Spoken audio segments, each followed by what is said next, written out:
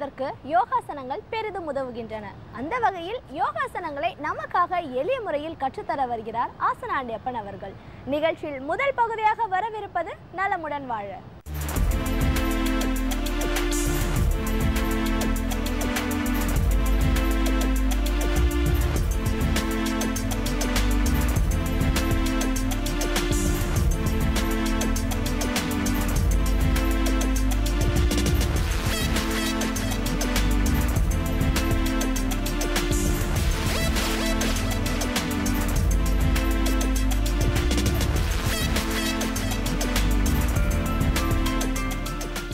என் அருமை உலகத்தமிழ் மக்களே, தாய்மார்களே, பெரியோர்களே, சிறார்களே, என் அருமை சீடர்களே, யோக நண்பர்களே, யோக விரும்பிகளே, உங்கள் அனைவருக்கும் என் இனிய காலை வணக்கம்.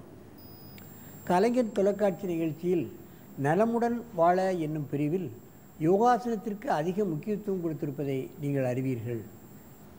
அதிகாலை வேளையில் முதல் நிகழ்ச்சியாக இந்த யோகாசனம் தரப்படுகிறது. உலகமெல்லாம் மக்கள் பார்க்கிறார்கள், பழகுகிறார்கள், அதன் பலனை முழுமையாக அடைகிறார்கள். இந்த யோக நிகழ்ச்சி மக்களுக்கு என்ன பலனை தருகிறது என்பதை நாம் பார்க்க வேண்டும்.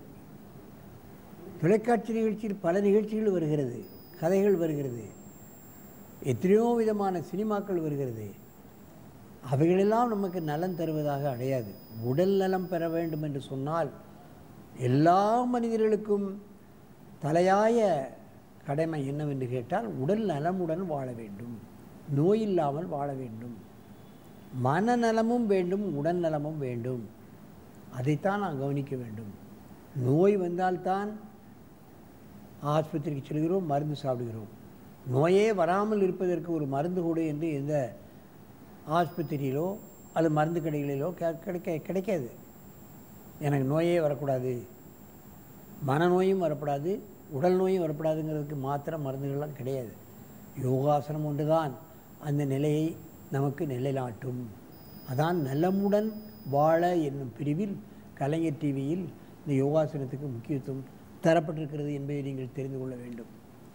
அந்த நிலையில் ஜேஆர்கே நர்சரி பள்ளி தஞ்சாவூரிலிருந்து இங்கே அந்த யோகாசன ஆசிரியர் விசாலாட்சி அம்மாள் இங்கே மாணவர்களை கூட்டி வந்திருக்கிறார்கள். 30 பேர்களை தனியாக ஊர்தி அமைத்து அந்த மாணவர்களை இங்கே கூட்டி வந்திருக்கிறார்கள். சின்ன சின்ன குழந்தைகள் இங்கே நமக்கு செய்து காட்டுகிறது என்று சொன்னால் இது பார்ப்பதற்காக மட்டுமல்ல. யோகாசனம் நடைபெறாத பள்ளிகளிலெல்லாம் இதை பார்த்தாவது நீங்கள் பள்ளிகளில் உங்கள் யோகாசனத்தை கற்றுக் கொடுங்கள், உங்கள் மாணவர்களை ஆரோக்கியமாக வைத்து கொள்ளுங்கள் என்ற ஒரு நல்ல எண்ணத்தோடு இங்கே மாணவர்களை கூட்டி வந்திருக்கிறார்கள். அதைத்தான் நான் கவனிக்க வேண்டும். என் மாணவர்கள் ஆகர்ஷண தனுராசனத்தை செய்ய போகிறார்கள். என் அருமை மாணவர்களே, நீங்கள் பத்மாசனத்தை கலைத்துவிட்டு காலை நேராக நீட்டுங்கள். முதலாக வலது காலை வைத்து செய்ய வேண்டும். ரைட் லெக் வைத்து செய்யுங்கள். ஆகர்ஷண தனுராசனத்தை முடிந்த அளவு செய்யுங்கள். இது சற்று கடினமான ஆசனம்தான். வில்லாசனம், ஆகர்ஷண தனுராசனம். கால் நரம்பு இழுக்கப்படுகிறது, 2 கால்களுடைய நரம்பும் இழுக்கப்படுகிறது. காது வரைக்கும் வில்லை இழுத்து அந்த அம்பை எய்வது போன்ற ஒரு நிலை இருக்கிறதால் இதற்கு ஆகர்ஷண தனுராசனம் என்று வைத்தார்கள். வில்லை இழுத்து விடுவார்கள். புஜபலம் ஏற்படும், காலில் உள்ள முட்டு பலப்படும், கரண்டை பலப்படும், முதுகெலும்பில் உள்ள பல பிரச்சனைகள் நீங்கும், கழுத்து பிரச்சனைகள் நீங்கும்.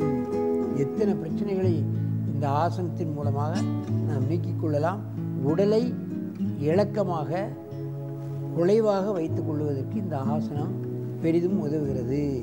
மெதுவாக இந்த ஆசனத்தை கலையுங்கள். நீண்ட மூச்சு இழுத்துக் கொள்ளுங்கள் 2 முறை. இப்பொழுது இடது காலை வைத்து இந்த ஆசனத்தை செய்ய வேண்டும். செய்யுங்கள்.